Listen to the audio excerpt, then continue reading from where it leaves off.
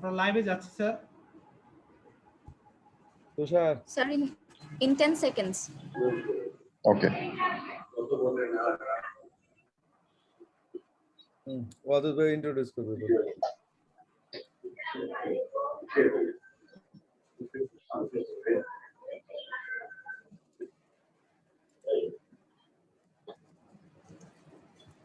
Can we start now? Yes. Vibhu, can we start now? Okay. Yes. Yes. Assalamu alaikum and good evening, respected physicians. Welcome you all in today's presentation organized by ECG Study Group. Today is our 43rd lecture and the topic is essay conduction abnormalities, essay conduction, and the lecture will be delivered by Dr. Dilip Kumar. Before the lecture, I request Professor Abdul Chowdhury sir to say a few words regarding Dr. Dilip Kumar sir, and then we proceed. Wadud sir. Assalamu alaikum and good evening to everybody. Actually, if I want to talk about Dr. Dilip Kumar, I have to say not a few words, but quite a few words. Dr. Dilip Kumar is Director of CathLab Services and Chief Academic Coordinator at Medica Institute of Cardiac Sciences at Kolkata. He graduated from Banaras Hindu University, did his DM from IPGM at Kolkata. He's a fellow of Royal College of Physicians of Glasgow, fellow of Heart Rhythm Society USA, fellow of Society for Cardiovascular Angiography and Intervention, fellow of European Society of Cardiology, and fellow of Indian College of Cardiology. He's an international board of heart rhythm examiner certified cardiac device specialist, and he possesses a professional experience of 20 years as a cardiologist. Dr. Dilip Kumar is not only a doer, he's also a preacher. He has a very rich experience in performing complex coronary and peripheral interventional procedures. And he has one of the largest experience in India in pacemaker and intracardiac electronic device implantation. And he has done the maximum number of conduction system pacing in Eastern India. He is the principal investigator in several trials in research work. He's also an excellent presenter with appreciated deliberations made in national and international forums of cardiology. And he's an accomplished researcher, and he has numerous publications in accomplished journals and articles. He has been awarded the most innovative cardiologist of West Bengal in 2019 by the Worldwide Achievers. He was also awarded the Healthcare Pioneer of East Award by the Times Group. As I was saying, he's not only a doer, he's also a preacher. Today, we are going to find out how good he is in presenting a complex thing in a very simple way. Dr. Dilip Kumar, the dais is yours. Thank you. Thank you so much, sir. And thanks to please, may I make one comment? Before starting our proceeding, I should have apologized further. Recently, one of our course founding director, Prof. Atahar Ali, has lost his mother. We, as his colleague, as his friends, we in the study group and those whoever are associated with this group, pay our deepest condolences to Prof. Atahar Ali. Thank you, sir. Dr. Dilip, you can proceed now. Thank you, sir, and deepest condolences to Dr. Atahar Ali and his family. And let me pull out my slides. Soundটা কম হচ্ছে.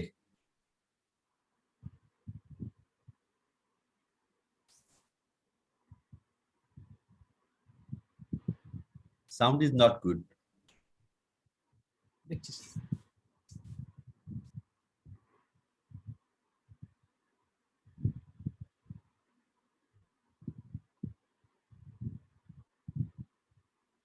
Can you start sharing? Yeah, I'm.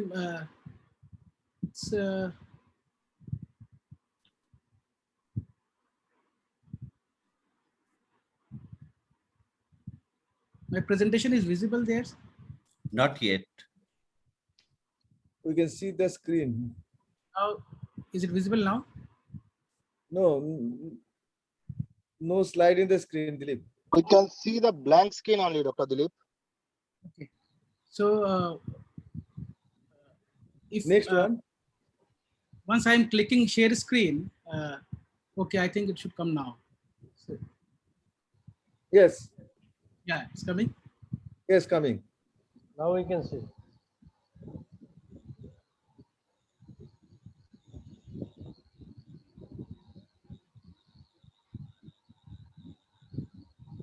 So thanks to everyone and thanks for the kind words. And I can understand today is a a day for a lot of sports activities, and we'll be keep it short today. So I'll be speaking on SA conduction abnormalities, and sinus node dysfunction is responsible for 50% of all pacemaker procedures. This is a global statistics, but when it comes to Indian data, we have got kind of different kind of statistics. We get bifascial block and AV conduction anomalies in India more than sinus node dysfunction. But as per global standards, sinus node dysfunction is responsible for 50% of all pacemaker procedures. And tachybrady syndromes are the most frequently encountered form of sinus node dysfunction. So the sinus node, sinoatrial node is located laterally in the epicardial groove of the sulcus terminalis, and it's near the junction of the right atrium and the superior vena cava. And it's quite a superficial structure. When we look from within, you can appreciate it just above the crest of, cresta terminalis. And it contains the nodal cells and the transitional cells. And it's a spindle shaped structure with a central body and a tapering ends.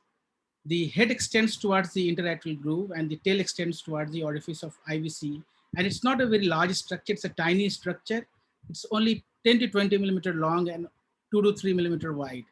So it's a very, very small structure, and it consists of densely packed specialized myocytes of no definite orientation. The nodal and transitional cells extend from the nodal body into the atrial myocardium, but actual cell-to-cell interaction is uncertain.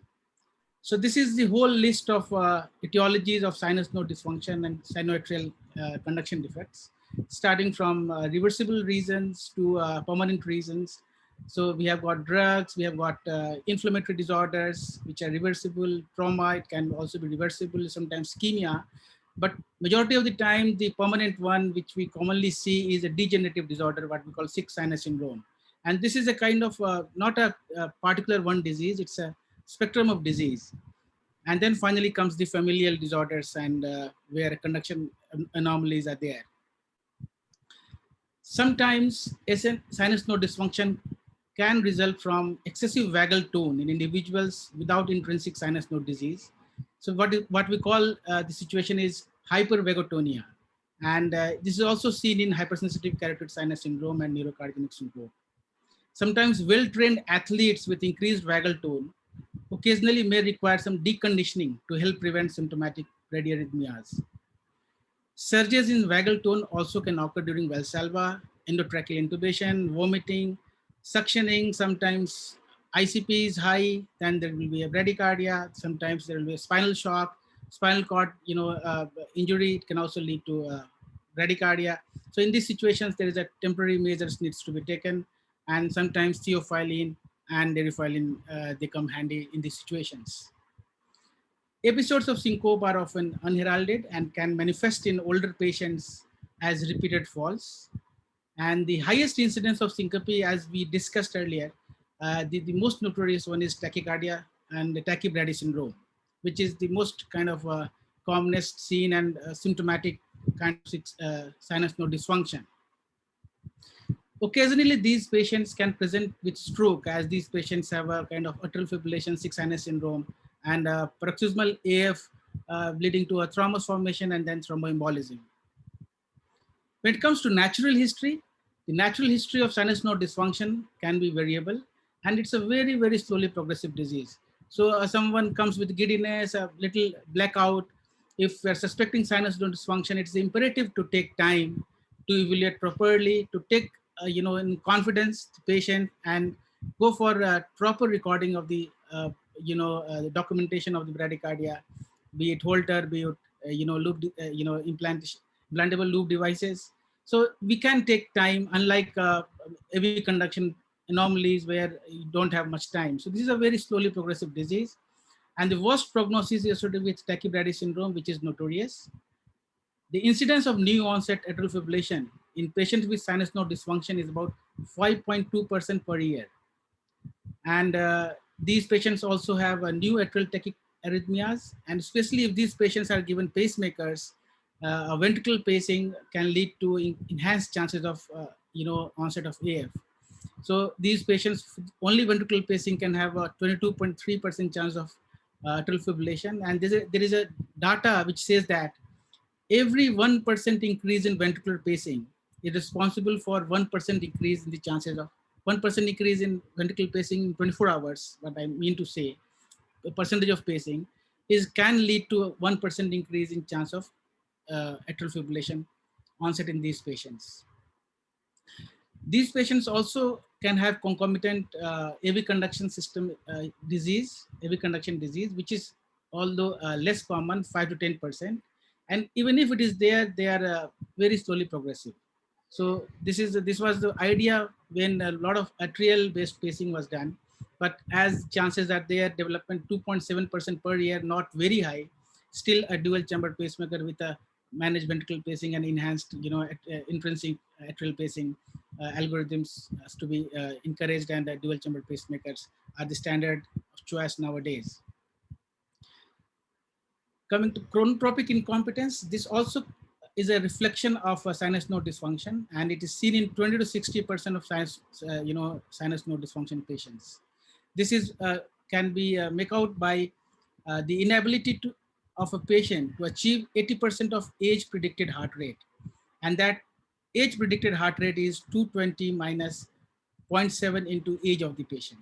So if the patient is unable to achieve 80% of this predicted heart rate, the highest heart rate, then it is a sign of sinus node dysfunction. Carotid sinus hypersensitivity is also one of the spectrum of sick sinus syndrome and sinus node dysfunction. And here we take a criteria of 3 seconds, and what we see, and here there is a increased vagal tone, and patients, usually the right carotid sinus, if we do testing and we do a massage for 5 seconds, these patients develop, they reproduce the sinus pauses during the test. A word about sinus arrhythmia. So sinus arrhythmia doesn't indicate sinus node dysfunction. This is very important to know. And sinus arrhythmia, these are of two varieties. One is a respiratory sinus arrhythmia, and second is non-respiratory sinus arrhythmia. So the sinus rate increases with inspiration and decreases with expiration. And it's a P-wave morphology will remain normal in these patients. You can see a increase in heart rate with the same P morphology when the patient is inspiring, and with expiring, that patient is having a reduction in heart rate, and the PP intervals vary by more than 120 milliseconds, then we call it a sinus arrhythmia. Non-respiratory sinus arrhythmia, these are phasic changes in sinus rate and are not related to the respiratory cycle. So these are a distinct entity and not related to a sinus node dysfunction. And a word about AV node. So as we see, AV node is a gatekeeper, like howsoever maybe the rate of higher chambers, atria, sinus, during atrial flutter, atrial fibrillation, the AV node works as a gatekeeper. It's kind of accommodative conduction happens here. It's not like something which is a kind of plastic conduction. So AV node can allow, and it stretches and then it stops and the further conduction. Unlike the below AV node myocardium and the other cells, which are all or none, which follow all or none phenomenon. So these are like plastic. So either they will conduct or they will not conduct. But AV node is a kind of has got an elastic, what we call a tendency, and is accommodative. So these are the reasons of sinus node dysfunction as a pathophysiology. This can be a problem with impulse generation. The automaticity of the AC node is lesser. Or second is the impulse transmission, like sinoatrial exit block is there. And sometimes when we talk about sinus node dysfunction, it implies both the problems are there in that patient. So this is the commonest problem, sinus node dysfunction. It's very difficult which is contributing more. But as the evidence are getting gathered, the sinus automaticity versus sinoatrial exit block, most of these patients of tachybrady, they have both the components, and sinoatrial exit block, they also kind to be dominant in some of the patients. So this 3-second pause is a kind of a definition for sinus node dysfunction. It's not a criteria for going for a pacemaker if 3 seconds is there. So there is no pacemaker indication depending on a pause, how much duration the patient is having pause. This is not a criteria, but as a definition, if the patient has a heart rate of less than 50, sinus rate of less than 50, and daytime sinus rate, and sinus pause in daytime more than 3 seconds, we call it a sinus node dysfunction. But obviously, it should not be mistreated as indication for pacemakers. Now coming to sinoatrial exit block, this first degree SA exit block, we say that when there is an increased conduction time from sinus node into atrium, and this phenomenon can't be recognized in ECG. So here you can't see, because a sinus node depolarization is not reflected in ECG. Rather, atrial depolarization is reflected as P in ECG. So, so first degree SA exit block, one can't interpret in ECG. Second degree, it's just like AV conduction. It's easy to know. Type 1 is progressive increase and drop, and type 2 is sudden drop. And third degree is no conduction into atrium. So you can appreciate here, there is a sinus impulse and a P wave followed by QRS. These are normal. But when it comes to the first degree SA block, there is a sinus impulse, then there is a delayed P wave, but it is not reflected in ECG. You can't see a sinus impulse, so can't appreciate. The second degree SA block, the Vankeback, what we call the type 1, there will be a progressive shortening of PP interval, and there will be a drop. So there will be a kind of group beating. So this is called second degree type 1 SA block, and type 2 is sudden drop of the impulse from P sinus to, there is no atrial depolarization. So you can appreciate here, the PP is getting shorter, 0.80, 0.72, and then finally a P, there's a missing P wave. And it will reflect on surface ECG as a kind of group beating. So a patient with a group beating, fixed PR and absent P wave, this is an indicator of SA exit block type 1. So this I want to highlight. This is a kind of signature of this ECG signature ECG representation of this entity is a group beating with a fixed PR and absent P waves. What happens in second degree SA exit block type 2? There will be a sudden missing P waves, and pause will be something like it will be a multiple of PP intervals. So this is how you differentiate this as SA exit block from a sinus pauses, because sinus pauses, the gap, the duration of the gap will not be into a multiple of PP interval. But in sinoatrial exit block type 2, it will be a block in a multiple intervals of PP intervals.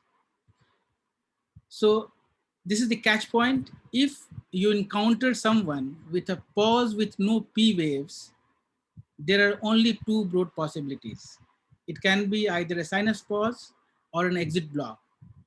And if this pause is in multiples of PP interval, we come to a conclusion that is an exit block. It's not a sinus pause. So, and here you see tachybrady syndrome. There you will not find any correlation. This is a sinus pause, and there will be a increased sinus firing, sinus rate. So suppose I ask this question, that what kind of problem is happening here? So there is a PP kind of sinus arrest here. So whether it is a sinus arrest or SA block, how we can make it by measuring the gap PP, and if it is the multiple, it can be it is a multiplied factor of PP, then it is a SA exit block, and if it is not, then it is a sinus arrest. So once these patients with a bradycardia or this kind of sinus pause ECG, patient coming with symptoms like giddiness and pre-syncope, syncope, diagnostic algorithm we all know. We start from ECG to exercise testing, sex testing, and give you a hint that this patient may have a sinus node dysfunction. Then drug like atropine, propranolol, we can remove the kind of influence of vagus and the sympathetic tone this patient. And then we can make out what is the intrinsic sinus rate of this patient. And this can also give us a clue that whether this patient is having a sinus node dysfunction or not. And the commonest is Holter monitoring and long-term ECG recording, which majority of the time clinches the diagnosis. And EP study role, invasive role comes, very late. And it's sometimes if you're in doubt or you're going for EP study for some other reasons, then I think this is indicated. So Holter and prolonged recording majority of the time clinches the diagnosis.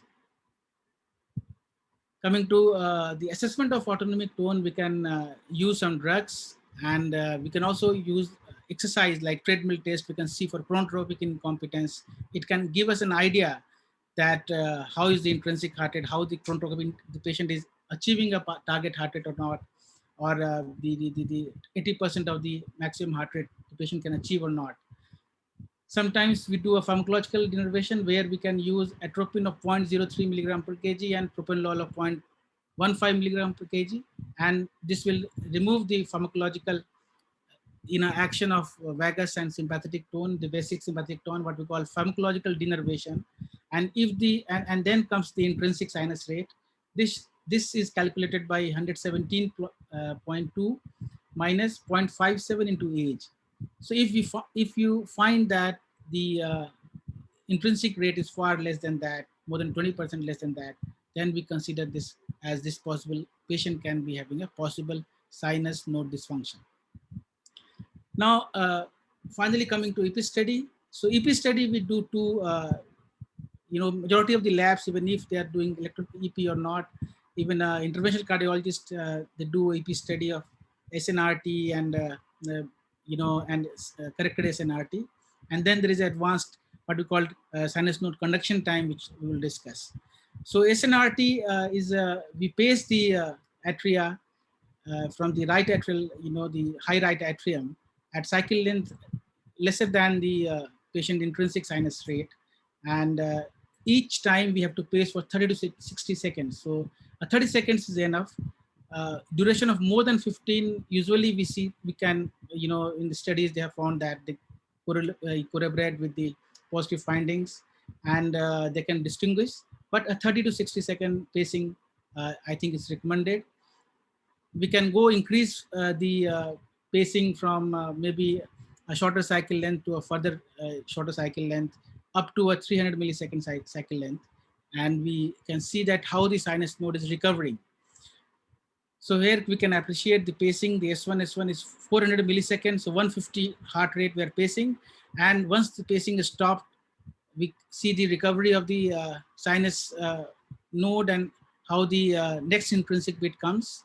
So the SNRT here is 1625 millisecond, and the baseline sinus length, cycle length of the patient was 720 milliseconds. So a CSNRT of 905 milliseconds. So anything more than 525 tells us that this patient is having a significant sinus node dysfunction. So this is very easy to perform, but there are so many factors which can mislead the findings. So I will talk about the sensitivity and specificity. So this should not be used as basically a criteria for going for a pacemaker, number one. So symptoms should be the guiding factor. Sometimes once there is a recovery, there are secondary pauses are happening, and secondary pauses, they kind of tell us that a sinus SA exit block component is playing there, and there is a kind of a retrograde block, and SA exit block is the predominant problem happening in these patients. These are the limitations of SNRT. There can be changes in autonomic tone due to the effects of pacing, changes in P-wave morphology suggesting a pacemaker shift. There can be sinoatrial entrance block. What I told you, these are the regions of secondary pauses sometimes, or secondary pauses can indicate sinus, automaticity problem as well, but majority of the times it indicates sinoatrial entrance block. So you get a secondary pauses more often than SNRT positive.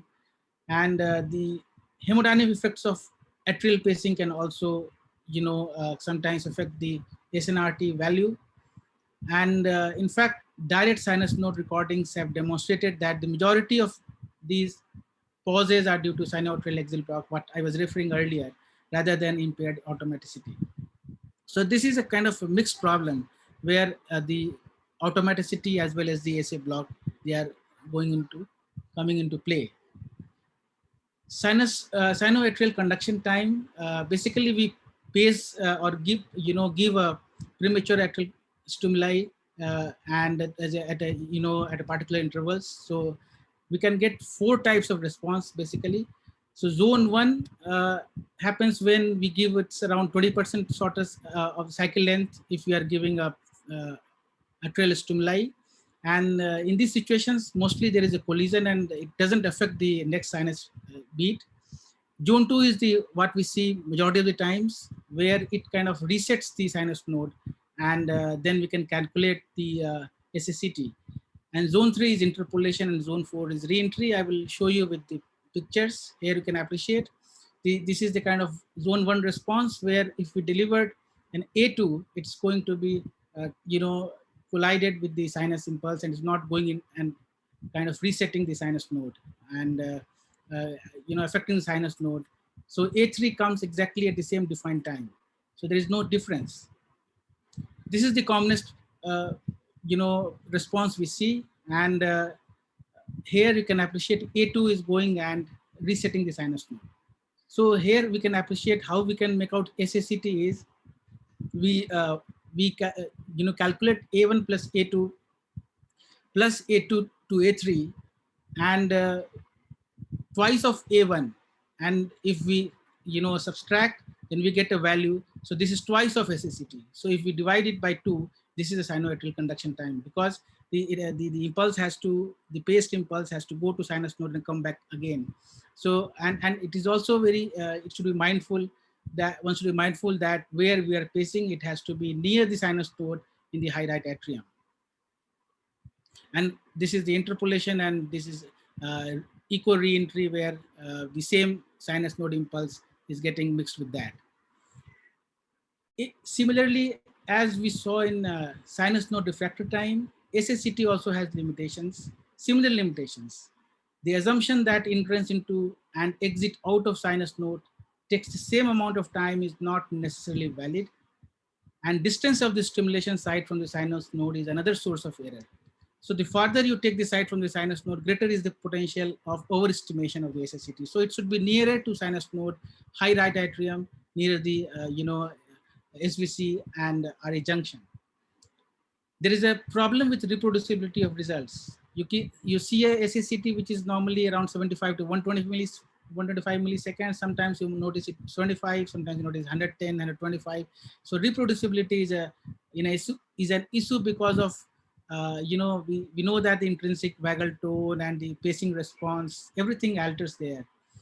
Sinus arrhythmia can also create problem here. Shift in intrinsic pacemaker site can also mislead us. Depression of automaticity and sinus entrance block. So these all are limitations of SSCT. And that is why when we look at these two EP maneuvers, SNRT and SSCT, the sensitivity is 70% only. And specificity, of course, if you get it, SNRT of maybe 900, CSNRT of 900, it is specific of sinus node dysfunction. But still, it doesn't, enable and kind of give you an, indication for a pacemaker. Still, you have to look for symptoms. If the patient is having syncope, which can corroborate with this sinus pauses and this SNRT, only then we can go for a pacemaker implantation. So what I was discussing earlier, both the components play a role in majority of these patients. A spectrum of disease, it's not a particular isolated, very, very less often we see a particular a problem of, impulse formation or impulse conduction. So how to correlate this SNRT and ACCT with ECG abnormalities? Patients with symptomatic sinus bradycardia, they have longer SNRT and ACCT, both you can get. patients with SA block, longer SECT. In patients with tachybrady syndrome, again a longer SNRT, and you can get a longer SECT in these patients as well. Or sometimes there you can get a kind of secondary pauses. So this is a flow chart by which we're showing how we evaluate these patients of sinus node dysfunction. Depending on the patient, is the symptom is the most driving factor and force here. Once the patient has the symptoms, look for reversible reasons. So if someone has a kind of was taking some beta blocker, some medicines, some of the reasons, like some patient has a kind of inflammatory disorder where the sinus node can be depressed, patient has a trauma, patient has a kind of a increased ICT features. So if you rule out these things and still patient is symptomatic and having a heart rate is less, then we can go for a Holter. And if we find that there is a pauses and the same pauses were correlated with the patient symptoms, then we can go ahead with the pacemaker. Or sometimes still there will be a diagnostic dilemma. Then finally we have to go for an EP study. So this is a recommendation for permanent pacing for chronic therapy, management of bradycardia attributable to sinus node dysfunction. So class 1 indication, patients who develop symptomatic sick sinus bradycardia. So it's a symptomatic, bradycardia, which is the driving force. It's not a, a finding of a 3 or 4 second pause on Holter or some, which can give us as a candidate of patient candidacy for a pacemaker. And second, two-way indications are patients with tachybrady syndrome and symptoms attributable to bradycardia. Permanent pacing is reasonable to increase heart rate and reduce symptoms attributable to hyperperfusion. In patients with symptomatic chronotropic incompetence, permanent pacing with rate responsive programming is reasonable to increase exertional heart rates and improve symptoms. And this is class 2B. It should not be taken as a class 2. It's 2B is in patients with symptoms that are likely attributable to sinus node dysfunction. Trial of oral theophylline may be considered. So this is not something which we'll be looking at. So finally, I will end my presentation with one question to the participants. Suppose we get a patient with atrial fibrillation, and he's having a kind of ECG of ventricular rate of 50, 55, 60, and he presents with giddiness, but no definite history of syncope. And his Holter reveals a ventricular pause up to 4 seconds in Holter. So what should be the treatment in these patients? Should we wait and watch? Should we go for another Holter, not to pace at this moment? Or are we going to jump and do a pacemaker to these patients as he's having a 4 second pause in Holter, patient with atrial fibrillation? It's not a sick sinus, although this is a common syndrome, but it's a pacemaker with patient with atrial fibrillation, chronic AF, persistent AF with giddiness, slow ventricular rate, and heart rate, and a pause of 4 seconds in Holter. Does it make the candidacy of a pacemaker to this patient? So with this, I will end the presentation. If we can get a poll or can get some of the response from the audience or participants, and then we can discuss it, and we'll take it further, our discussion from there. Thank you so much for the patient hearing.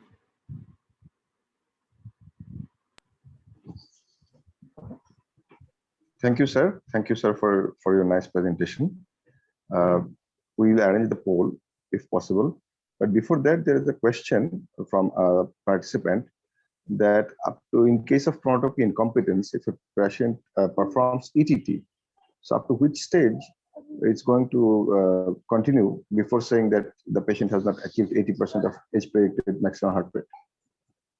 Yeah, I think so. If the patient is unable to achieve 80%, only then we can say chronotropic incompetence, and patient ETT will be kind of we can't make any conclusion from that stress test. This is important. And then this chronotropic incompetence will only tell us that this function may have sinus node dysfunction. So it doesn't give you any extra information. His ETT will be not contributory, non-conclusive, and it will just kind of indicator that sinus node dysfunction is there. You can't make out any extra information from it.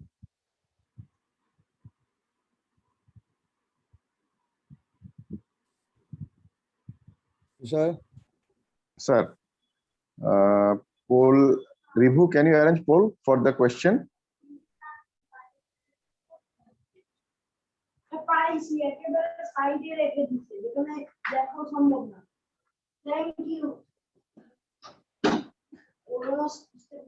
Ribhu, is it possible?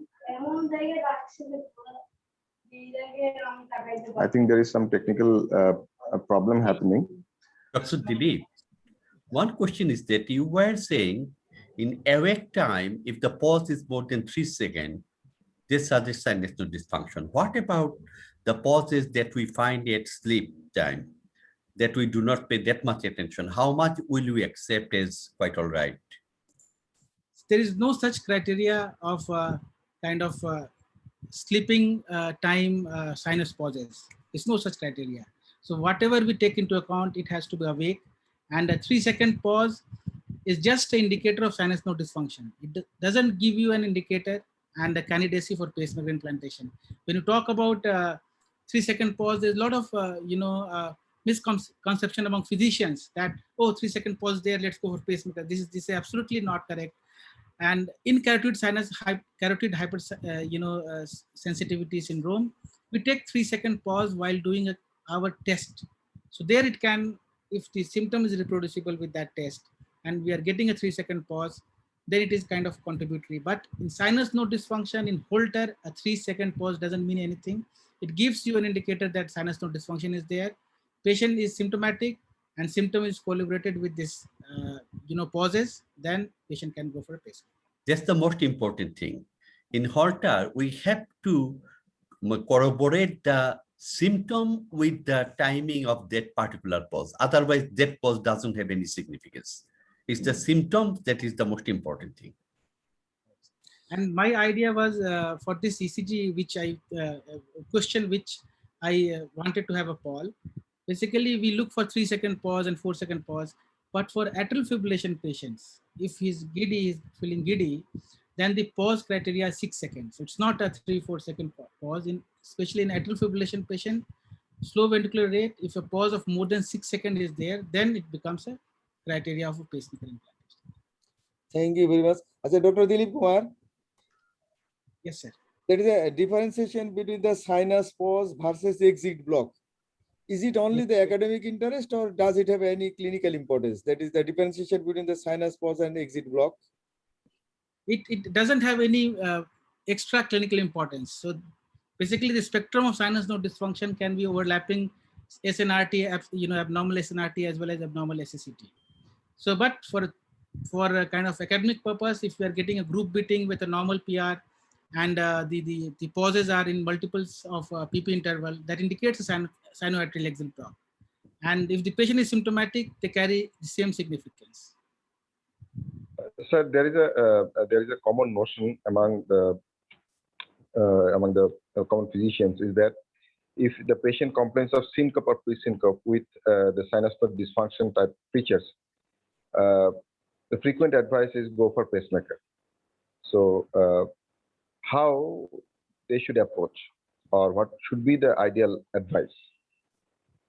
Yeah, I think we discussed it, and a little while back also we had discussion. So a patient who is having a sinus bradycardia on ECG, and he is having a syncope, clear-cut history of syncope, and then we go for an Holter. We see a pause of maybe more than 3 seconds. More than 3 seconds to just stamp that this patient has sinus node dysfunction. Then we have also asked these patients whether the patient had a similar symptom happening at that time or not, or did he feel giddy during that time or not, number 2. And then we have to look at all reversible factors.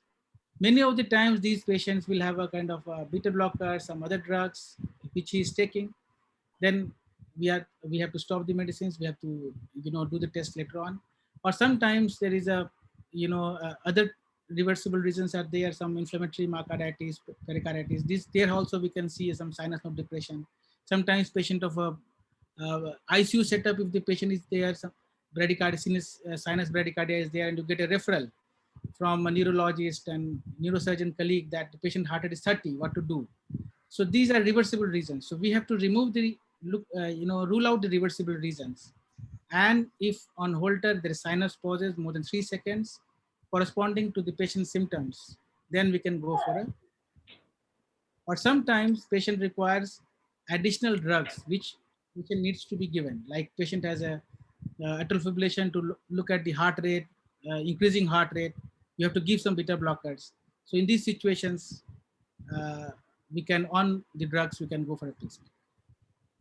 Dilip Kumar, when you see the group beating, actually group beating for our academic interest, what are the differential diagnoses of group beating? Is it specific for the sinus node disease? And what is the ECG criteria? Is it necessary to see the, that is the P wave, that is the absence of the P wave for the group, defining the group beating? Can you clear the concept, group beating? I think very important question. Group beating can happen in AV conduction anomalies, and group beating can happen in sinoatrial conduction anomalies as well. So in AV conduction anomalies, you will get a varying PR, okay, because there will be Vankeback is happening and there is a group beating is happening. But when there is a sinoatrial exit block, which is leading to group beating, here the PR will be fixed. Right. And suddenly there will be there will be a pause in group beating, and this pause will be in multiples of PP interval. But right. When the conduction problem is there will be a varying PR interval and there will be a group beating. So this way you can differentiate. And obviously a AV conduction problem can be considered a little more severe, because the AV conduction problem, they progresses faster than sinus node dysfunction. So sinus node dysfunction progresses in 10 to 30 years. AV node conduction anomalies, conduction disorders progresses in less than 5 to 6 years time. Thank you very much. Tushar, Chowdhury Hassan want to say. Chowdhury Hassan. Yes, sir. So I think one of the problem that we see is the pause during the night with the sleep apnea studies. And yes, sir. That's the most important, one of the important aspect that seldom discussed in our part. And I don't know what, I don't know, Rafique Bhai is also here or not, but this is a problematic area because 6 seconds or what rule you follow.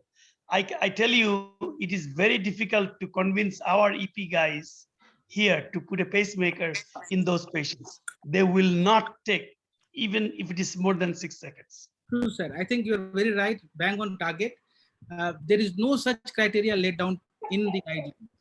There is no such sleep apnea with a 6 second pause. There is no such recommendation. But definitely we know this fact that if there is a pause of 6 seconds, there will be a kind of hindrance and there will be deficiency in cerebral perfusion. And it can lead to hypoxic injuries, small hypoxic injuries, and later on it can become a bigger problem. So it's still a gray area, and I don't know how to deal with these patients. But if these very frequent pauses are there, there is no harm in going for a pacemaker. But this, so our EP, we are doing it is, of course, we are giving the treatment for sleep apnea, and then also looking at baseline EKG, any association with left bundle or right bundle, left axis, first degree AV block, and then also, if possible, to do a chronotropic incompetence test, if they can do exercise. All these we are doing, but we are doing, as you pointed out, Dr. Kumar, that trying to avoid a pacemaker in those patients. And I think these are the we can, I think we can go for SNRTs, SCCTs, and with incompetence to gain a further evidence to go for a pacemaker. Wadud sir, I just want to ask you a question: is that how you advise us regarding the sleep test in case of sick sinus syndrome patients to avoid pacemaker? You have several cases. You have several cases where you did not put pacemaker and do the sleep study. Can you please share your experience, sir, regarding this issue? Actually, because it's a very problematic. I have seen many patients who has been advised for pacemaker because there's big pause, not 3 seconds, 5 seconds, almost 6 seconds, some patient. But I see that the patient did not have any symptom. Why they have some change in the ECG baseline ECG. That's why that particular physician has ordered that 24-hour Holter. And I asked him, do you snore? The patient is obese. Well, yes, his wife is saying that I cannot sleep with him. So go do the sleep study. Don't you worry. You are not going to be in a problem in a hurry. And there was severe obstruction. And when he started BiPAP, I advised him to do the Holter again after 3 months. It's quite all right. So the symptom, it's always the symptom which should be taken into account before deciding whether you are going to put a foreign body in the patient's body. Wadud, can I make a comment? Sir, of course, sir. Of course, sir. Sure. It was a great lecture, and I'm happy to hear that you are fairly strict about putting pacemakers in. It's very important. Let's say I do a Holter on a patient who came for palpitation, and I find a daytime pause of 6 seconds. What do I do then? First thing I ask the patient, was he sleeping during the daytime? See, this patient never had syncope or pre-syncope. So we always try to make sure. Please remember, sleep apnea can also happen during daytime if the patient is sleeping. So that's important. The other part, that the difficult part happens is, as Hafiz mentioned, that we are very resistant to nighttime pause. I mean, I will tolerate pause 10, 15 seconds if it is asymptomatic. It becomes a problem when somebody comes with syncope. That's why the clinical scenario comes into play. I mean, all these tests, we have to clearly ask the patient how they are. And then the best case scenario will be if we can correlate symptom with the arrhythmia itself, the pause. Thank you. Rafique sir. Hello, sir. Yeah. Sir, is there any situation when you give importance to the sleep time pause, or in all situations we should ignore the sleep time pause? Is there any situation when it is important, sir? As Hafiz mentioned, you will have to convince us, really. Like one time I had a patient with a pause of 20 seconds, but I called the patient and she works at night and she had a syncope. That I put a pacemaker in. And that was a relatively young person. But I think that you have to, I mean, we see a lot of patients with nighttime pause. Somebody comes with dizziness and nighttime pauses. And dizziness is not a serious symptom. So in those patients, we always like to correlate symptom with arrhythmia, and we'll sometimes put a loop recorder in to see if they're having symptomatic bradycardia that is causing, if the pauses are causing any symptom. Thank you. Sir, sometimes we find problem in atrial fibrillation patient, the ventricular response is very low. The patient is having heart rate around 40, 45. And the patient is having progressive cerebral loss, dementia progressing. The neurologist is suggesting that this patient will help with the money if you can improve the heart rate. What will be your decision in those cases? Dr. Dilip, your take on that? Sir, I think it's not any criteria to go for a pacemaker in these patients. Number one, we have to document whether dementia is happening because of multiple thromboembolic episodes happening or not. In these patients, not a bradycardia which is responsible. Maybe these patients can have multiple thromboembolic episodes, small infarcts multiple times, and lead to progressive dementia. Or bradycardia leading to dementia is a very unlikely possibility.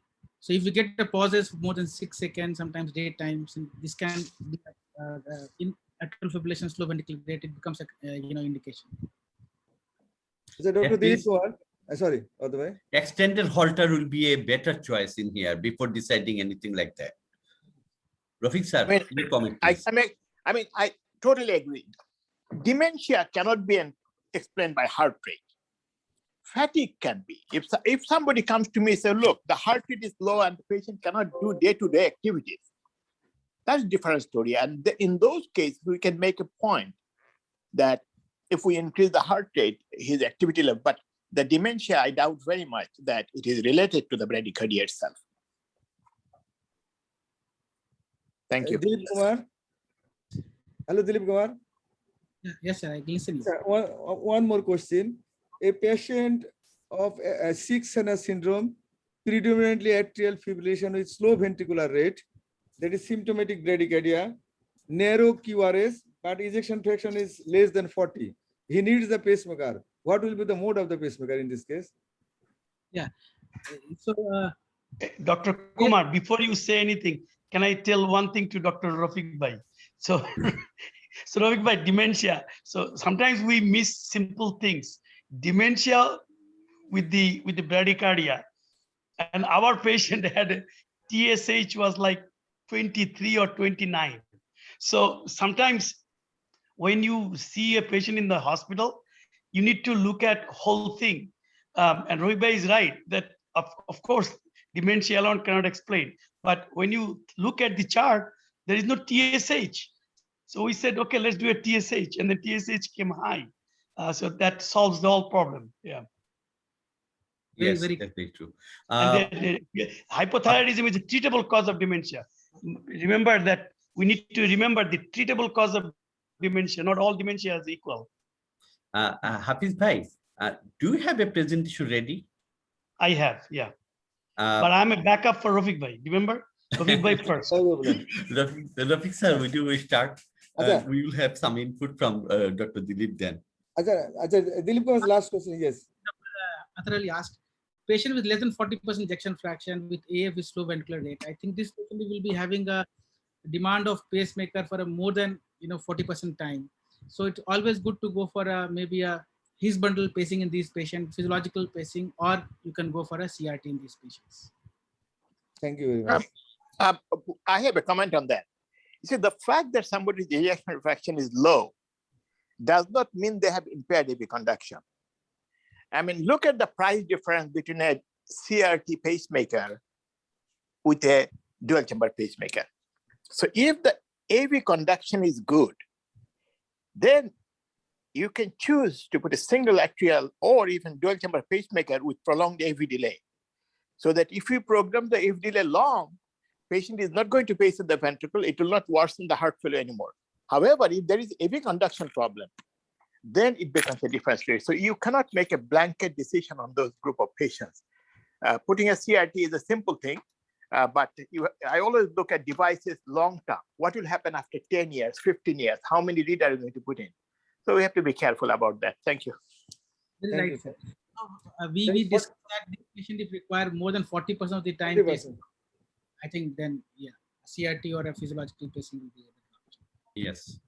But that 40% shall apply to the ventricular pacing, right? The ventricle.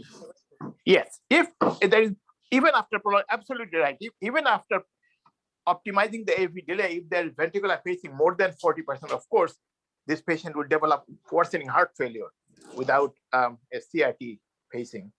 And I think in Bangladeshi context, and we are doing more and more left bundle pacing here, his bundle pacing. I think that is the technology that needs to be developed quickly, because then you get away with 2 leads and you can put a dual chamber pacemaker acting like a CRT pacemaker. Thank you, sir.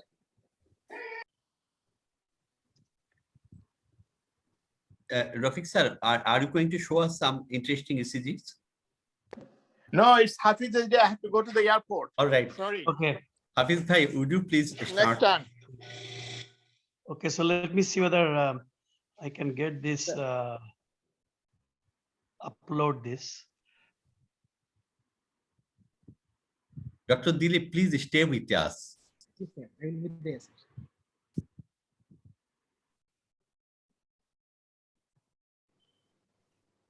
Okay. So the EKG that I'm going to show today is actually some of the situations that we are having in Las Vegas now. Can you see my screen? No, we can see No, you. sir.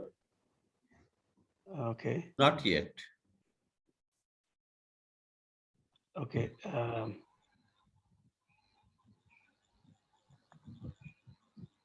You can see my screen now, right? Yes. Yes. Okay, so let me see whether I can do this way. All right. EKG and beyond. Very Okay, less. can you see now? Yes, we can see now. We see it now. 41-year-old male, can you see? Yes, exactly. Okay, good. So 41-year-old male. Let me. So this is like only from last Thursday, Friday, and we are still struggling with these patients. Found outside altered mental status, Glasgow Coma Scale 3. And then the reason we got involved because the emergency room physician, they call us.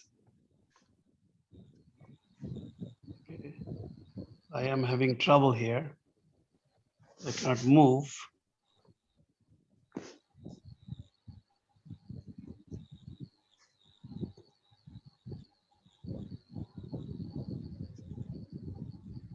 Oh my God. I don't know what happened.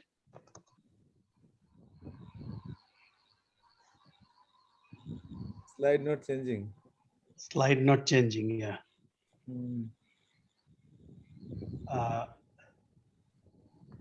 Let me upload again. So share.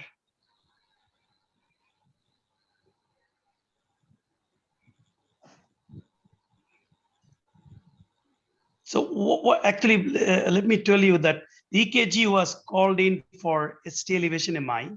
And what do you do in this situation? Can you see my slide now? No, Hafiz bhai. Yet not, sir. Oh, okay.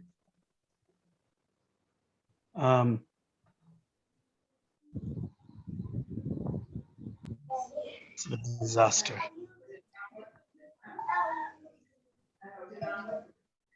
Okay.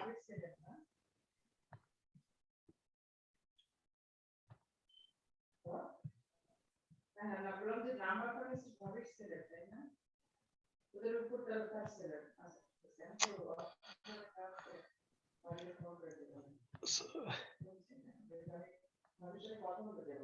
hello? Yes, sir. Oh, we are. I'm still connected, right? Yes, sir. We are connected, but your screen is not visible still yet. Okay.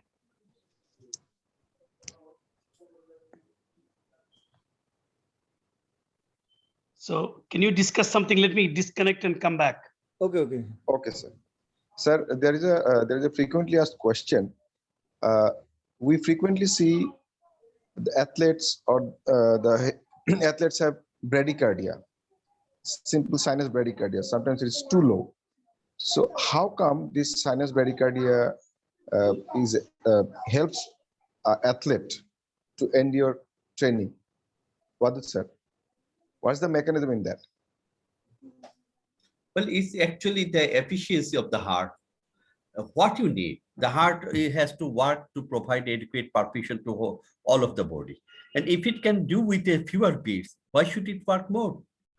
Athlete's heart is a little bit more dilated, isn't it? Larger size, more powerful, can do work more efficiently. So they need to work a little bit leisurely. That's what he's doing. Tushar, you can remember the Rafique sir slide. That is the teeny bird has got heart rate more than 200, but the elephant has heart got only 12. Yes, sir. So that's why. Can I make a comment? Can I make a comment on this? Sir. We are waiting for your comment. Okay, if you look at athlete heart versus hypertrophic cardiomyopathy, both gets left ventricular hypertrophy. The difference is in athlete heart, the heart is bigger. So they pump more blood in one time. That had heart rate of 58.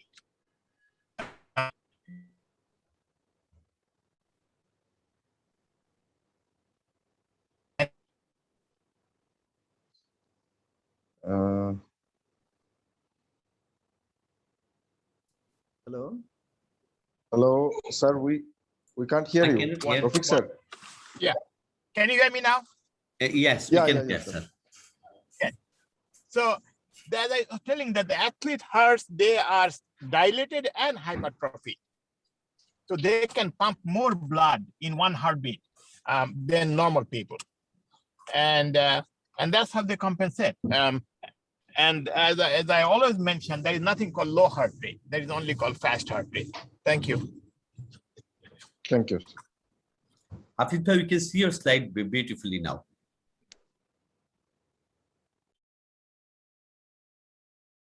What is the cardiac output of an elephant?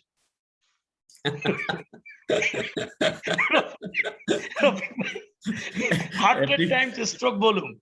So, Well, Hafiz, blue whale's heart size is 180 kilograms. So then you can imagine how much blood it pumps. So basically it is bigger than our body. so you know, it's a joke, but don't, oh man. Okay, so it's a joke, but don't take it literally. There is an argument that swimming is a good exercise, but the whales, that they swim all day, but they don't reduce weight. So there are some controversies in medicine. No, there is no controversy. So Rafique bhai, so what, before you go, I wanted to bring this slide forward for you.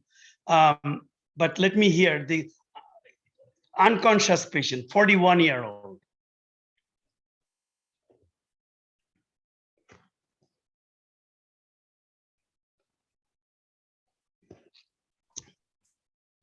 And the ER is calling us because of the, of course, the ST elevation in the AVR, and then deep downsloping ST depression in the precordial leads. And also look at the lead 2, 3, maybe AVF more.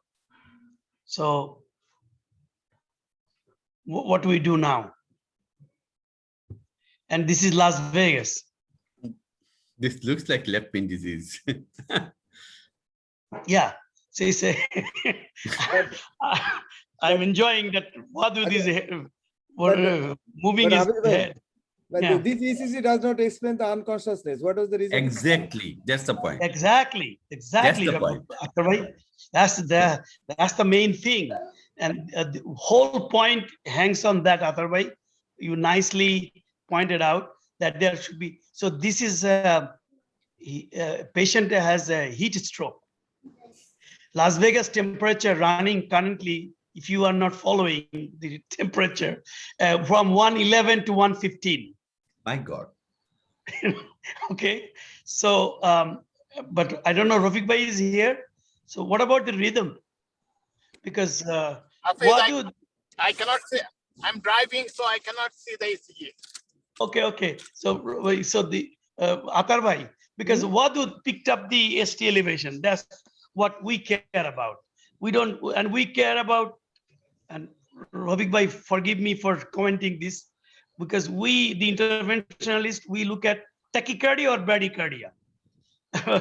And then we looked at the ST elevation or not. And then we figure out, is narrow complex or wide complex. So in my mind, this is narrow complex tachycardia and significant ST changes. Narrow complex, so probably AV nodal re-entry tach, maybe, because, but it is not like 150. So, and it is over like 170, 180. So we called it narrow complex tachycardia, most likely AV nodal re-entry tach. Atahar bhai, you agree with that, or you slam us on this? I may agree with you, yes, because this is a narrow complex regular tachycardia. We cannot see the P wave. So the first differential diagnosis is the SVT. So after the after adenosine, the EKG. Hafiz, Yeah. let me comment. Yeah. Hafiz, can you hear me? Yeah. So First of all, who is driving? Are you driving or Bobby driving? Oh, I was at a red stop, so I looked at the EKG. Okay. So if you look at lead 2 and 3, yeah, there is a tiny positive deflection, which probably is not part of the QRS complex. And that's a positive P wave, so it cannot be AV node re-entry. It is probably an atrial tachycardia, some sort. Because if it were AV node re-entry, it should have been negative in 2-3 AVF. It's not, it's positive. So it's some form of atrial tachycardia. probably. It's a supraventricular. So what happened that this EKG after 12 milligram of adenosine.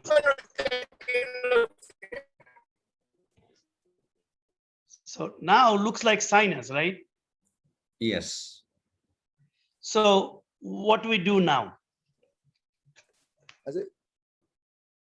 Is there Dilip Kumar? Dilip sir, can you comment on this? Previous ECG? Yeah.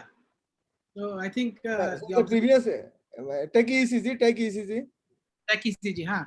I still go for an AVNRT. Rafique, I think his idea was very right. But it looks like a small P wave in V2, but it could be a QRS as well. In V3 But also. look, Dr. Kumar, look at this ST segment after the 12 milligram of adenosine, and we did something else. And then the EKG looks normal almost. Yeah. So patient's temperature was high and 106, and then troponin was positive. And look at that amphetamine came positive as well. So it's a combination of hyperpyrexia and amphetamine giving this, and then LV function was hyperdynamic. So we did not do anything in terms of revascularization or anything. And we are watching. The patient is still intubated, and we're, Glasgow Coma scale was 3, now a little bit better, but we are cooling the patient first. Correct. I think, the tachy is still not very clear whether it was a kind of, it looks more of a kind of nodal reentry tachycardia. And then the troponin, usually it makes me nervous, but this is the 5th generation troponin assay. So it is actually 643 if you want to compare. So not like 60 or 200. So small, but usually, and we did a study that less than 5, it could be non-MI related. Even tachycardia, heat injury can give troponin rise, not necessarily type 1 MI. So a 61-year-old, yeah. Just one question to Rafique sir regarding the previous patient. Rafique sir? Because he's driving near the airport. Okay. Then question to you, Hafiz bhai. If this is the first presentation of ECG of that patient, that is the take ECG, after recovery, whether you will recommend ablation for that patient or not? That is unconscious patient. So first of all, the tachycardia does not, you said it right, the tachycardia does not explain the unconsciousness. So we'll buy time, patient is in the hospital, there is no rush. Let's treat the patient, see the mentation, and then down the line, whatever you want to do later. So let's get out of this mess with the heat stroke, acidosis, little bit of rhabdo as well, and then troponin injury. Thank you. So 61-year-old, while awaiting for a taxi at Caesars Casino, anybody who been Vegas can imagine this scene, became diaphoretic, confused, tremulous, and bystander called emergency service, and patient promptly transported to emergency room. Diabetes, hypertension, COPD. So these are only recent, like from Thursday and Friday.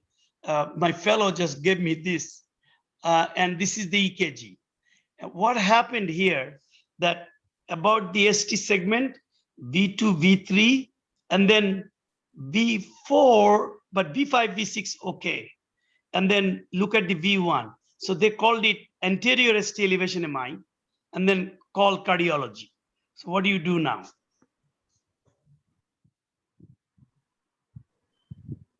So ECG is not visible still. No, we can This see. is not visible. Yes, it's visible. It's visible. We can see it quite all right. Okay. Was it Firoz? Maybe your internet connection or what? But Yes, sir. Wadud, you can see Internet. what's the way. Yeah.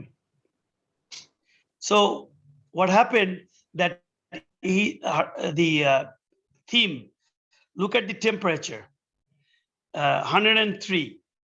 So what I'm saying, in Vegas, when we see heat stroke related issues, we don't jump on the STEMI situation. And when we did the echo, the patient with the temperature so high, insensible water loss, relative hypovolemia, the LV is like hyperdynamic.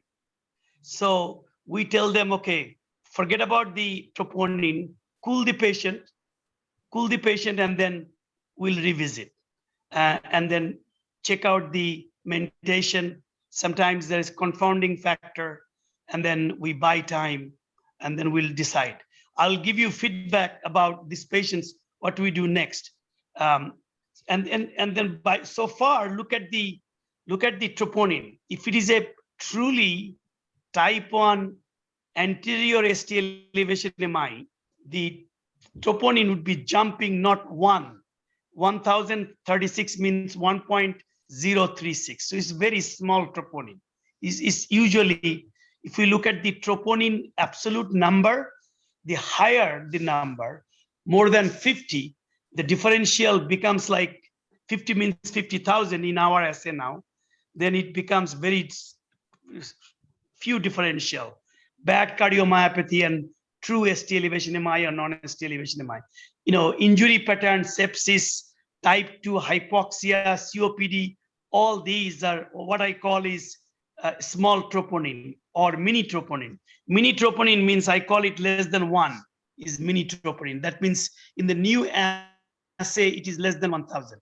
So the last one, 80-year-old female, and found at home, sad, because she was living alone, covered in feces and urine, and this EKG.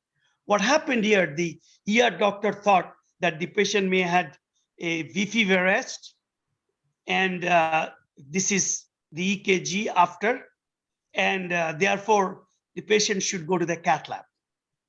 And therefore they are twisting our arms. And I tell you, in the US, one of the easy way to get the patient out of the ER is to call ST elevation MI, because we jump and then we take the patient over and then we deal with this and the ER is relieved because the patient is out of the ER. But I tell my fellows that if you are taking or buying the asset, don't buy toxic asset because you'll regret later. So we usually try to evaluate and consult the ICU and then see where is the best place that the patient should go. Is it like a really an cardiac event or something else going on? So this patient's EKG, I see that there is the ST segment depression. There's nothing ST elevation. So that takes the first problem out. We tell the ER that, look, this is significant probably for ischemic changes, but there is no STEMI criteria here. So don't look at the global thing. But if there is a STEMI, like the other two cases, it becomes a problem because you need to convince the ER and the ICU team, look, there is hyperpyrexia, heat injury, heat stroke, as Atahar pointed out, mental problem, protect the airways, buy time, and we are always with you. But we don't jump to go to the CathLab.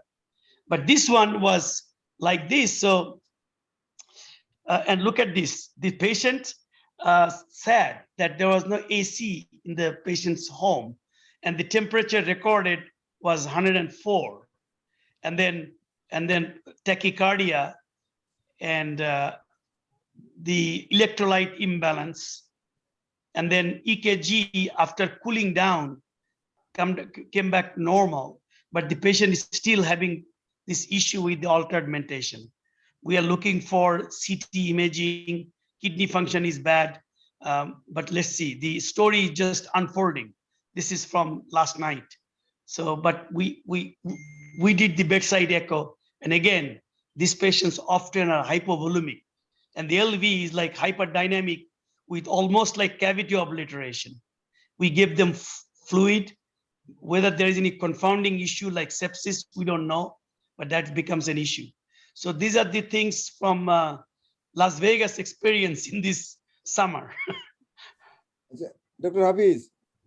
Okay, and I have a last case actually. While we are doing this, if you have time, okay, go ahead. Hello. Yeah, go ahead. Atahar, do you want to make a comment? Atahar, you are muted. Hello. Yes, we can hear you. Yeah. Atahar, No, actually, no. Regarding this ECG, actually, I want to ask you a question. Previous ECG. yeah. This one. This one, right? Exactly. I want to know actually whether the STD changes happens only because of the heat stroke, or it is really it needs the underlying coronary disease. That is, without any coronary disease, can it happen or not? Okay, so that's $1 million question, right? Because what we see that in the heat stroke with the ST elevation, I do not know that the ST elevation can be explained by the coronary disease. It can be explained by myocardial injury pattern. But in an 80-year-old, this ST depression, it makes me worried because it could be type 2 MI. It could be, hypoxia, hypoperfusion related troponin rise and changes and type 2 MI, or it can be just heat stroke. We don't know, but we are collecting these examples because this patient, for example, 80-year-old, if she comes around and mentation good, we're going to do cath if we can to see whether there's an underlying coronary disease. But it's from my side. This patient was found to be, unconscious for a while, and she was covered in feces. And so, could it be possible that patient had a seizure, and during the seizure, after the seizure, we can get some kind of transient ECG changes of ST depression, and then yes, this of course. Who knows? The electrolyte imbalance can give, hyponatremia can give seizure, and then the patient may have an intracranial event, stroke may be possible, and anything can happen. And we are going to image the brain. There is entity called stroke heart syndrome now. You saw in the JACC that this is called a stroke heart syndrome. Patients with a stroke, a neurological event can give EKG changes without significant coronary disease. I think we see most often these changes, but considering electrolyte anomalies, we usually see changes confined to T waves or P and PR segment. Yeah. This gross ST depression we usually not see. I don't know the experience of others, but we do see this kind of ICP increased. ST depression we don't see because ST depression is pretty significant if it is horizontal or down sloping, but we see T inversions, we see prolonged QT, in the hypercalcemia, we see short QT, and then all the arrhythmias we can see. But so let me share this. After all this is a 60-year-old inpatient coming with chest pain on and off, and then a cough and feels feverish. And I tell you, in our hospital's last few days, actually, the COVID patients has gone up. We were like 1 or 2 in the ICU from before, but now suddenly we have a surge. It's approaching 100 on our hospital. It's very alarming. So this patient coming with cough and chest pain. So EKG initially was okay, and then COVID test pending, and then got chest pain in the evening last night, and then this EKG, and then they're inpatient. And then my colleague saying what to do. Should we take to the CathLab or not? And things happen. We get COVID RT-PCR test 4 to 6 hours, but her COVID test was in the lab, but did not get to that lot. So unfortunately, she's waiting for the next lot to get the result. So what we do now?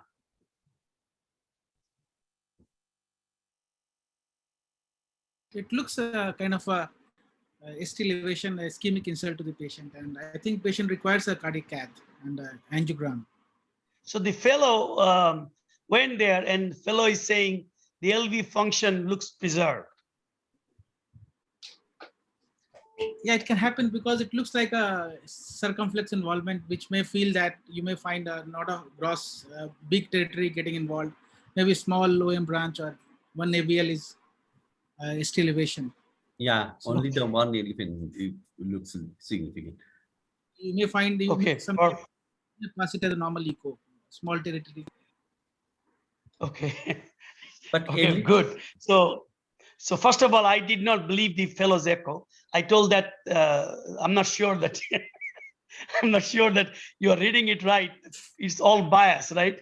Because it is a subjective thing. And I said this EKG with the chest pain story, this is a STEMI until proven otherwise. It meets the criteria. But like you, I got little fooled. And I tell you, not completely fooled, but oh yeah.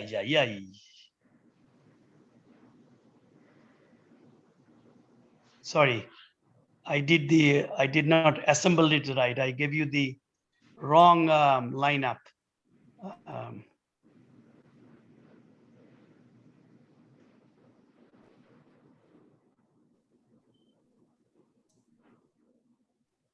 So this was the EKG. I mean cath. So I thought that maybe an OM, maybe a diagonal, right? But but I got this. Let me see this. So I actually did not do much, but careful those who are interventionalists. Look at the distal LAD. The distal LAD has some lesion, right? Yes. And my fellow was with me. I said, let's look at the free highways first. We'll take a look at that later. So you give a lot of nitro and all that. And I generally don't go after those things. And look at that. See that? So we give tons of adenosine, tons, like, I don't know, over 500 to 600 adenosine and restore TIMI3 flow. But still, it's a little bit mesmerizing to me that clearly the EKG was in lead 1 and AVL most. You can go back and then see that there is some changes in the I don't know. I cannot even stretch. I don't think that there is any impressive changes in V1, V2, V3. Dr. Kumar, you agree with that? Because Atahar or Wadud, the most EKG change in lead 1 and AVL. It's really, and by the way, there is a high-grade lesion in RCA. We will fix that later. So I thought that is interesting because sometimes in COVID time, you always try to, and the patient had cough and was saying that she felt feverish. So everybody was like, and seeing infiltrate in the chest X-ray. So what happened, there was little congestion and they're seeing that, and I measured the EDP. EDP was end diastolic pressure was 25. This was heart failure cough. So we gave Lasix and like revascularized, she felt better. And this morning she's doing good. So we'll do a stage PCI of the right before discharge on Monday. So COVID time, it's always challenging. Any comment? The point is you have to take the patient to the CathLab. That's the most important thing with this ECG. Yeah. And I think, Wadud, you are absolutely right. What Atahar mentioned, we need to look at the patient's clinical setting. That's the most important thing. We are clinicians first, and then we look at the EKG, interpret the EKG, and then look at the clinical care in totality of information rather than just jumping by the EKG alone. And that's why the session of this, the name of this session is EKG and beyond. Basics and beyond. Look at globally. Any comment?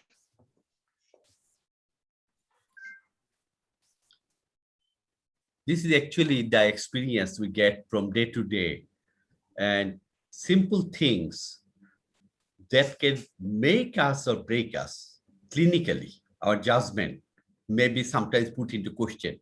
But if we do look at the whole scenario, then actually our judgment comes better. For example, a synodal dysfunction. Dr. Dilip Kumar is emphasizing repeatedly. You have to look at the clinical scenario, the symptom context, and whether the symptoms correlate with the 24-hour Holter finding or other ECG finding. Only then you think about a device therapy. Similarly, for interventional cardiologists like us, it's also important whether I'm going to take the patient into CathLab or not, or I have to think of some other thing that may be actually affecting the ECG, the presentation. This is very important. And everything actually comes at the cost of long experience. Isn't it, Hafiz Bhai? Every day we learn something. Yeah, but also the judgment comes from experience, but you can share the experience. So this is our forum to share the collective experience. Because if we wait for bad experience to gain judgment, it will not be a good thing. So that's why it's good to share the experience and get the judgment. Arun, do you want to make a comment about this? No, I was just lost in between. I had some important calls. So I missed. What did you do to that lady? Sorry. The 82 years old lady. No, 80-year-old lady, we are still buying time, because she was found in the home with, mixed with urine and feces, so not well kept. Temperature was 104. She got intubated and she was hypovolemic, LV hyperdynamic. We are correcting the electrolytes and then supporting and then making sure there is no sepsis. Do a CT imaging, make sure there is no stroke, and then cooling down the patient, and then we'll think about whether to do any angiogram later. Dr. Dilip Kumar, are you with us? Yes, sir. Yeah, I'm actually introducing Dr. Professor Arun Maski. He's a professor at Nepal and our colleague and friend. And actually, a lot of Nepalese students, residents in Nepal actually join this program regularly. And they also contributed. Arun Maski is also one of our faculties who regularly contributes. And I hope, Arun, have you gone through the whole lecture of Dr. Dilip Kumar while with us? Yeah, I went to the lecture. I hope you have enjoyed it. Yeah, I really enjoyed it. Atahar Bhai, before concluding your comment. I have one question to Hafiz Bhai. How often do you get patients with LVB after COVID? Oh, actually, we do get very small number, I must say, but I was looking at this question from the Heart Rhythm Society. One of our residents actually doing a study, like a retrospective chart analysis, and looking at bundle branch block or arrhythmias. And I'll be able to tell you more on that. But I think it is very rare that new left bundle with COVID. That's not last time one lady came to me. She showed ECG 2 months back. After COVID, now she's bringing ECG with the LVB. Her wall motions, everything is fine. So I was going through literature. There are few reported LVB. So that's what the question I was asking. But we have seen also like a rate-related left bundle with the COVID, bad COVID, but then rate comes down, the LVB is gone. The other situation is bad is when we never had any EKG before. Patient came in with COVID and then also got myocarditis, looks like, or I would say Dr. Narula will be unhappy if I say myocarditis, because sometimes you don't see inflammation.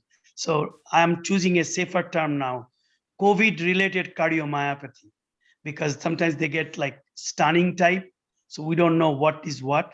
So we call it now COVID-related cardiomyopathy if there is no coronary disease. So COVID-related cardiomyopathy with left bundle, we are afraid that the prognosis may be bad, but we are following them up.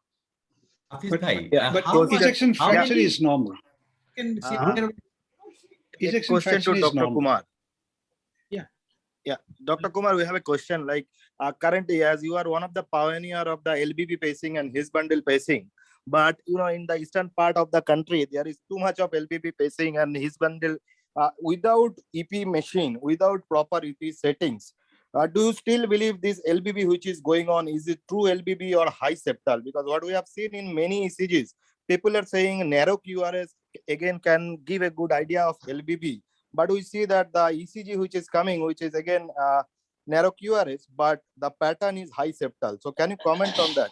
Can you give a message to the entire group? This is like, in fact, it's very true observation. We see a lot of operators doing and getting satisfied with a little narrow QRS, narrow looking QRS, but still the features and characteristic of left bundle pacing is not met. So it's all, but it is not like that. We can't do without kind of EP support. If you get a 12 lead, good 12 lead ECG projection, Right. definitely do a left bundle pattern with patients with full criteria. You can appreciate our, QS and RV pattern V1 coming in, and maybe a QRS in these cases. You may not, you will be able to see a LB80, and you may not go for a, other characteristic to look at. I can't see a left bundle potential, but other characteristic you can see. And one observation from my side, like Dr. Arun Maski asked, the one of our case report is under review in journal, where we got a patient. It was very interesting. I got a call from emergency department. The patient had a history of syncope, and we saw the ECG. It was kind of 45 to 50 heart rate with P waves rising from near coronary sinus. So it was a 2-3 inverted, P wave inverted in 2-3 AVF.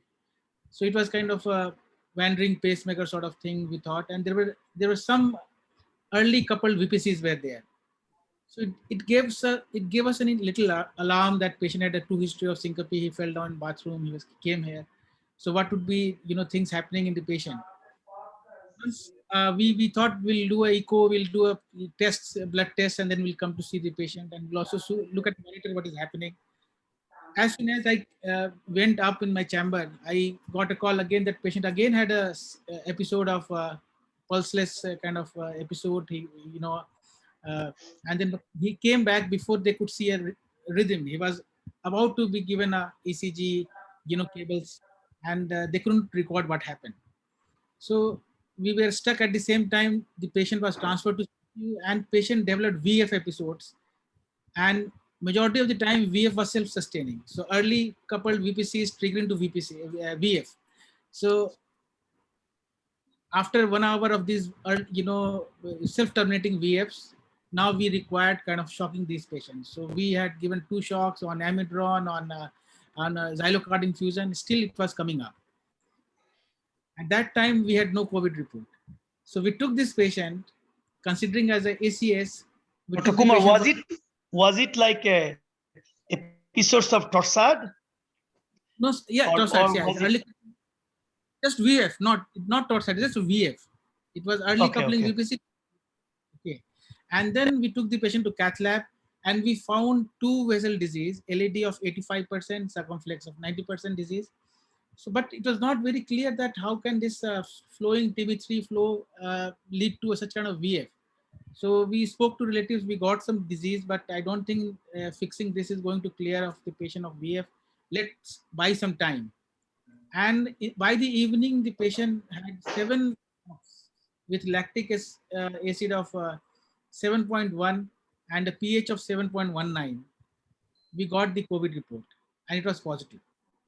And then we asked the patient, we need the patient to be intubated, and there is no other option. So the relatives told that he is COVID positive with VFO. I don't want to do anything and let it be a DNR, do not resuscitate this patient. So it was a very, very bad experience. Then in last resort, what we did was we started the patient on IV methylprednisolone. And believe me, the patient VF storm disappeared after the first dose of methylprednisolone. Next day, the patient was sitting fine with normal ABG and everything. He never had VF or VPCs after that. And patient is still doing well. It was a COVID kind of myocarditis, what we call COVID-related cardiomyopathy, you can say. And this is, we have got a review, and I think it is going to be published in Indian Heart Journal. So we do this in case of VF storm, myocarditis, arrhythmias can happen in COVID, and we have seen that. Dr. Dilip, recently I got a patient, one of my friend's mother. She developed atrial flutter and related heart failure, and just a slight fever for 1 day fever. And we found out she is COVID positive. She reverted with only amiodarone, and now she is home, quite all right.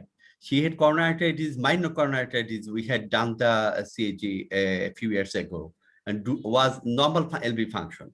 But the whole thing seems to be related to COVID. So what types of arrhythmia you are getting in India? COVID related. Obviously, atrial fibrillation is seen in all kind of infections. So in COVID also, it's not spared. But ventricular arrhythmias are very common, and autonomic dysfunction, extremes of sinus rates. We see up to 3 months of COVID. We have seen these patients having heart rate of 40, 45, or sometimes going to 130, 120. So autonomic dysfunction we are seeing in these patients. A lot of patients.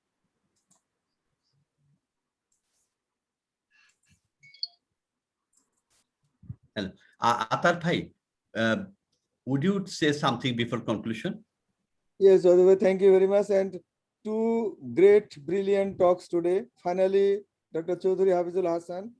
We always enjoy his lecture. Actually, he shows some ECGs that is exceptional and sometimes gives some clinical clues. We always enjoy Chowdhury's lecture and ECGs. Thank you very much, Chowdhury, and congratulations for showing some excellent ECG and the clinical scenario today. And finally, I must congratulate Dr. Dilip Kumar. Dilip Kumar is very popular in Bangladesh. He is a friend of Bangladesh, I think. He has visited Bangladesh several times. He is a great teacher. Actually, he comes Bangladesh several times for training in the Medtronic, that is the training center.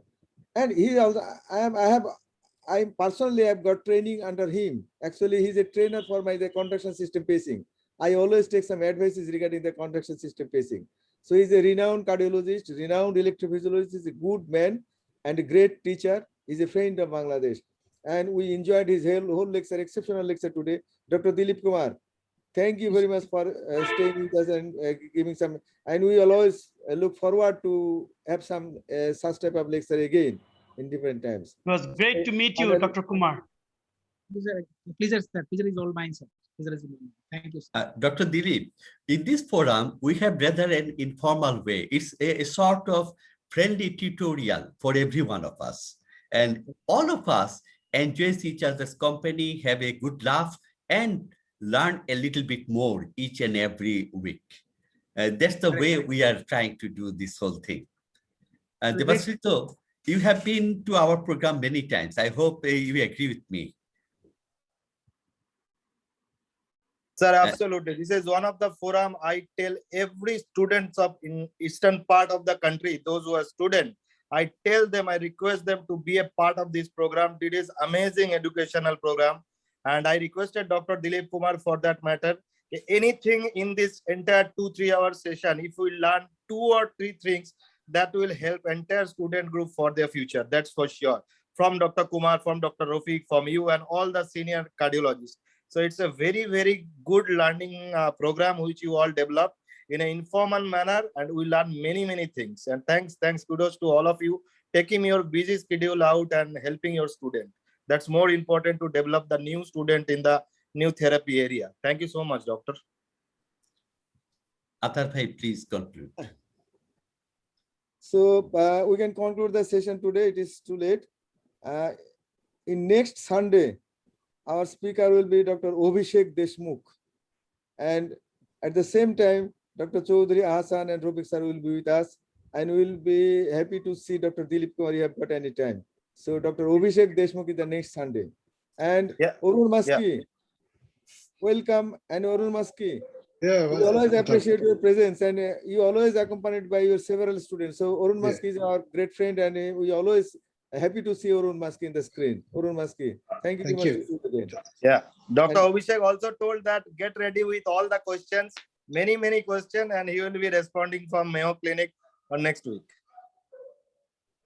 Thank you, Devasrito. So Wadud bhai, we can conclude the session tonight. Yeah, please. I hope everybody has enjoyed to this program, and I do hope we'll learn together and enjoy the session together again and again every week at 9:30 Bangladesh time at night every Sunday. And thank you and good night, everybody. Good night. Good night. Really, we are thankful to you.